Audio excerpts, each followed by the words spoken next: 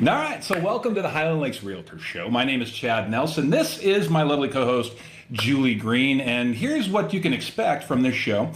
We hope to do it every couple of weeks, and we want to help you understand more about real estate, whether you're a buyer, a seller, prospectively doing either, and maybe demystify some of what real estate is, and also help you understand the value of realtors, which is why our special guest is here. Before she gets introduced by Julie, I would like to introduce you to Julie. Julie Green. Hello, thank you.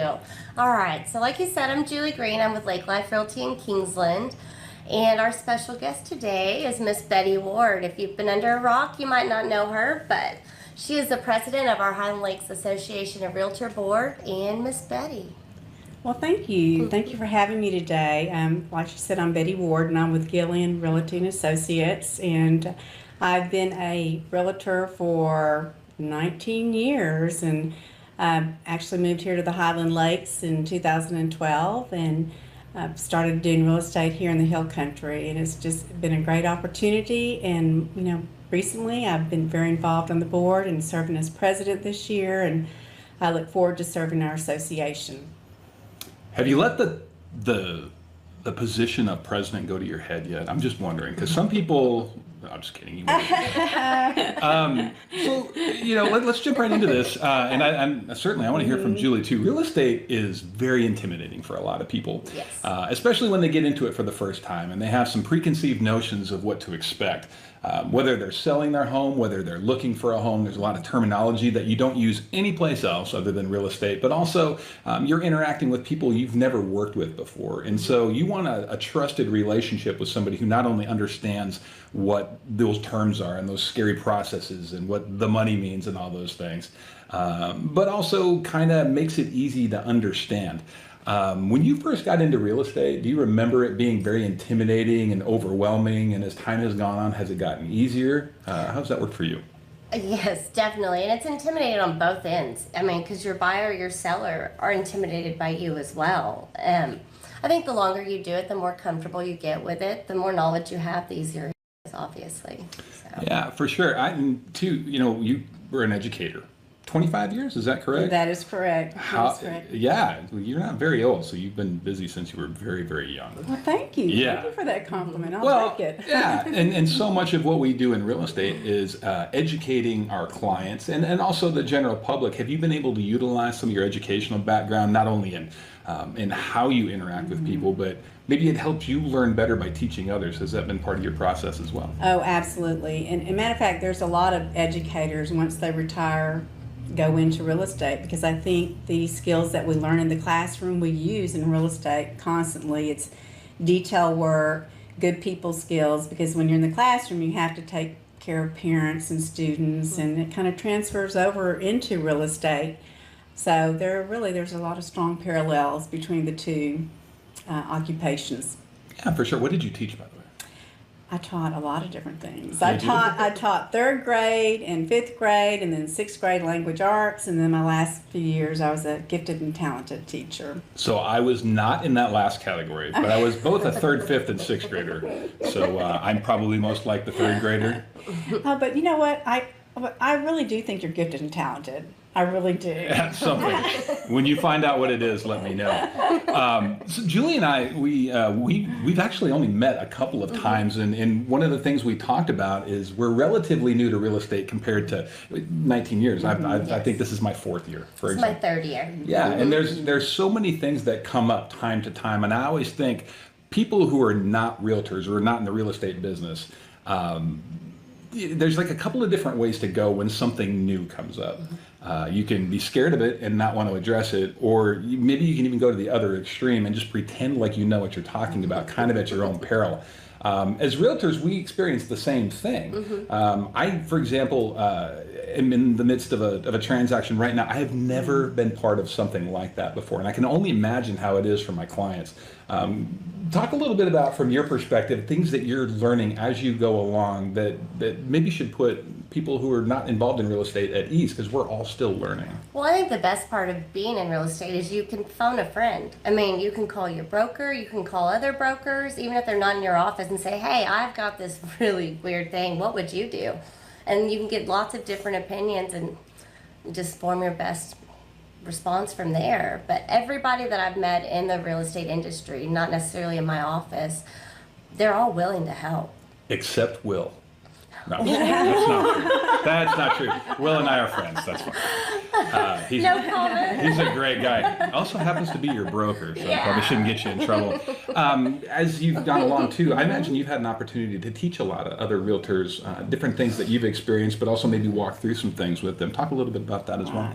Well, I think like what Julie said, every contract we do is different, and so it just gives you a brand new experience because personalities are different and how people receive information. If something's not going well, it just makes each contract unique in dealing with trying to resolve issues and get it to the closing table. One of the things I do want to add is that the Texas Association of Realtors has a legal hotline so that when you do run into a unique situation, call and get their expert advice. I've done that on several occasions, and because we always want to make sure that we are ethically doing everything correct. And I think that's one thing very unique about our area is that I do see agents working together, and really if we're in a rough spot, let's help each other out so we can do things correct and kind of adhere to our professional standards and make it a win-win for everybody. Agreed. Why is that so important for the client? We are bound by ethical obligations, but this is could be a very litigious business to be in, not necessarily just as a realtor, but for the end user, the clients who are buying and selling property. Do you think we as realtors do a good enough job of conveying just how serious of a thing real estate can be from a legal perspective, but also from an ethical perspective? Is that something we can do a better job of? Well, I think, unfortunately, the image that some people have out there is that, realtors are always on their phone, driving nice cars. It's an easy job, an easy way to make money. And all those are false because it is a very time-consuming job, 7 days a week, 24 hours a day. Clients will call, and there's a lot of misinformation. And it's really our job to give them correct information to help them understand the listing agreements, the contracts, and explain everything, because when they have knowledge, it's going to make them feel more comfortable with the process. Very good. It's funny, Julie and all three of us actually work for different brokerages, but something Julie said earlier I thought very, very true, is how cooperative everybody out here is. And this is not about places that are not the Highland Lakes. I have worked with agents outside of this area, and it's not that they're not cooperative, but sometimes there's a maybe not a level of mistrust, but when you don't know somebody, you kind of are guarded, and that's not at all been my experience in the Highland Lakes. I talk to people all the time that I don't work with who are always available, not only to provide answers to questions I may have, but even guidance in situations that I've not encountered before. And I feel like that's pretty unique. I'm assuming you probably had that experience even outside your own brokerage. Oh yes, very much so. Yeah. Very much so. Do you kind of have a favorite experience has there been something so weird and unique and somebody was able to provide guidance in a way that maybe you didn't expect? Yes, so my broker was out of town, and I called another broker, and forgive me because right now I can't remember her name. Tara McAllister. And she actually came over to the office. We discussed it. And she called me back later on to make sure everything went all right. And for her to go above and beyond, and I'm not even in her office. She's not my broker. But she was amazing. Thank you, Tara. No, I'm sure she's watching. Well, one of the things that Betty has conveyed to Julie and I, we are co-chairing a committee this year, and one of the things that you want to continue to implement that previous presidents have done a great job of as well is focus on the collaborative and cooperative efforts among realtors, and that there needs to be not only a friendly relationship between agents who are working together on transactions or working together in the community, but maybe do more to the general public to show that we really are in this for the best interest of our clients. Talk a little bit about your philosophy as it relates to collaboration and cooperation, and maybe demystifying what can be a very intimidating thing. Well, the key word there is communication. So it's communicating with each other. Just to let them know the value that we can give them as a real estate agent. And I think, a lot of times there's misconceptions, but it's really up to us to let that be known. And I think the more people that really get involved as agents on our committees and at the board, you're going to learn. That's a different side of the real estate business. I mean, because I did real estate for probably 12 years before I even got involved in the association. And so that's like another piece of the puzzle of our industry, to see how it really is very important to understand that part to our individual jobs. And that just really opened up my eyes to a better understanding of the National Association of Realtors, the Texas Association of Realtors, because before that I was just stuck in my little world. And I think sometimes as agents we do that. We just think about our own little bubble, the people that we're serving, and we really need to expand our bubbles and get out in the community and just educate the people out there that we are a very helpful thing in their search for a home. We just need to sell ourselves. There is value. There's value in a realtor. Very good. Do you have any specific questions for Betty before we get into a fun part of the show? No, I don't think so. Not at this time.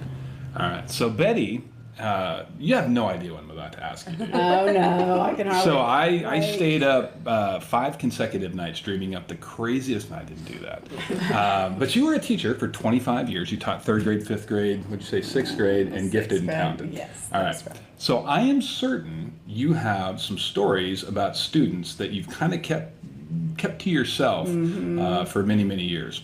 I would love to hear a story from your educating days that has kind of made this real estate business feel, what's the word I'm looking for? Less crazy than it might otherwise be. Where you've had some experiences in the classroom that just made everything else feel normal by comparison. Well, I've had some experiences, and unfortunately, You should name names. I can remember them. There's been. I mean, I've had so many students over the years, and I feel for our teachers. It is a very hard occupation, and it has changed desperately. I mean, it's just changed tremendously, is what I should say. I remember when I was teaching 3rd grade, I did have a child that, was very upset. He threw a chair over in the classroom, was just having bad behavior. I made him get off the computer. He didn't like that. Anyway, I was taking him to the principal's office, and he bit me. And I'm like, okay, I'd never had that happen before from a 3rd grader. And so it's just, that was one of the hazards of the occupation. He was just a child, and anger issues, and very emotional. It's not any different in real estate. You've been bit? I've been bit. People get emotional and get upset, so it's just like emotions or something Verbally that bitten. verbally bitten. There you go. So it's people are people. We have They are. emotions. So I'm very glad I'm out of the classroom, I must say. I miss the kids, but not those type of situations. I'm glad you're out of the classroom. Well, thank you. I'm glad you're doing what you're doing too. Yes. It's been a lot of Yes. fun getting to know you. Look forward to serving with you for the coming year. Did you have anything else you wanted to add, Julie, before we call it a day?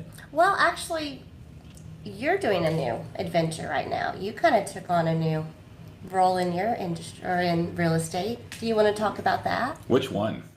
This one.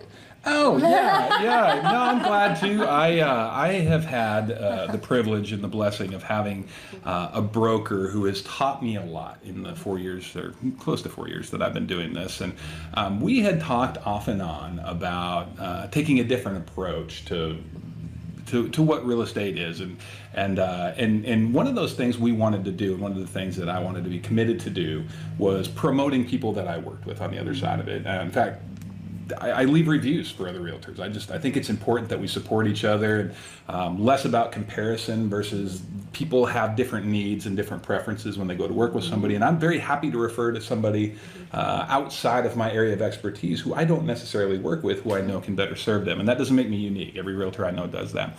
But I pitched the idea to my broker, Cindy Bailey. Hi, Cindy.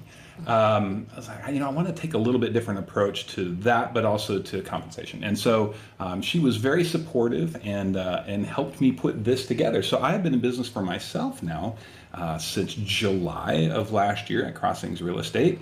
My wife came up with the name, by the way. My wife doesn't get nearly enough credit for anything anything good that happens to me, she's somehow connected to. So it's been a fun adventure. It's been a tremendous learning curve. I don't learn as quickly or easily as I did when I was younger, so that's been fun. But thank you for asking. It's been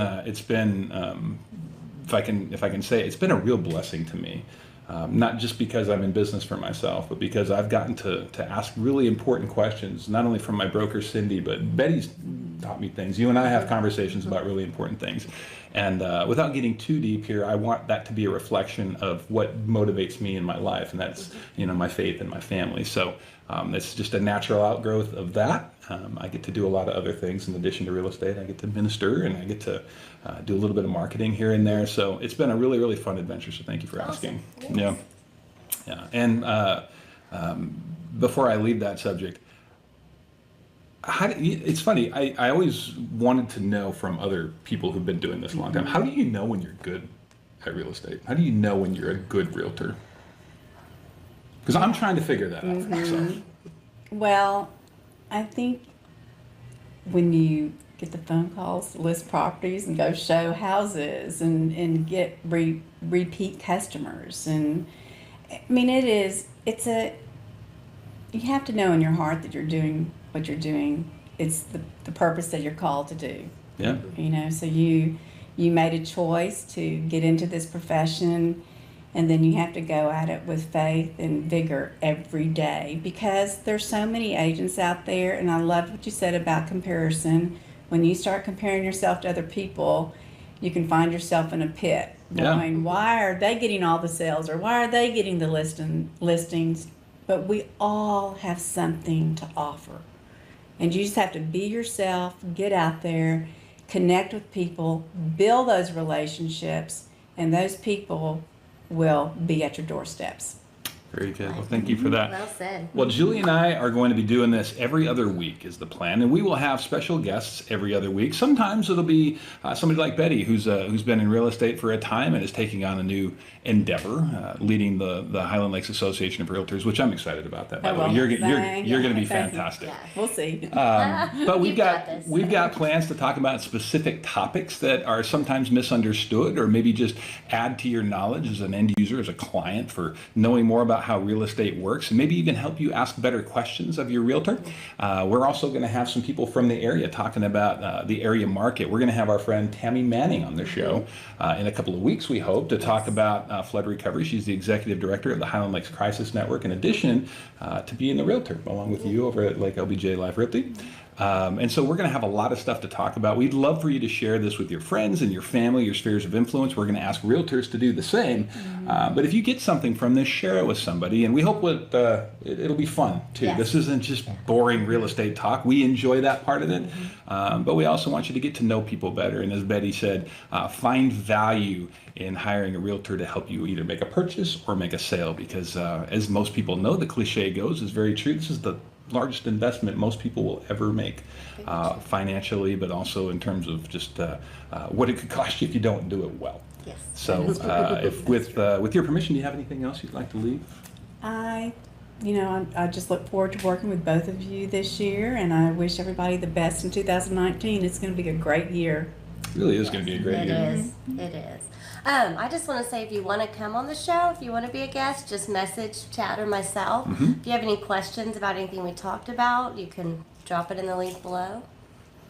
Yeah, no, I'm glad you said that. Interactive. Yeah, we will probably not answer your questions, but you should definitely ask You them. should. Oh yes, yeah. Yeah, maybe in a couple weeks or a month We'll answer. find somebody. Yeah. Eventually, we'll get them answered. Yeah, that's a really good thought, Julie. We do want you, if there's something you want to know more about, we will make that a priority. And if we don't know the answer between the three of us, we will find somebody that does and make sure that you get the best information possible. So for the debut episode of the Highland Lakes Realtor Show, I am Chad Nelson. Julie Green.